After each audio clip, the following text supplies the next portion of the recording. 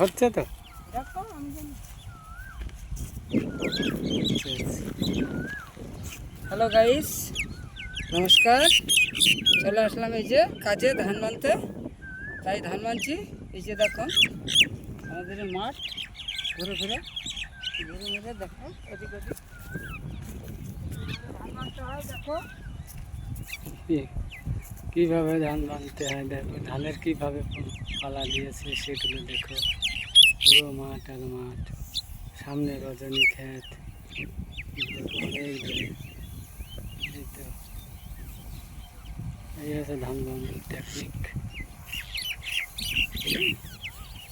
দূর দূরান্তে শুধু মাঠে রজনী রজনী।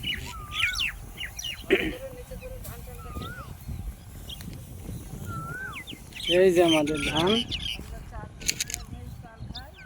এই ধানের চাল আমাদের খাওয়া হয় সিদ্ধ করে, শুকনো করে।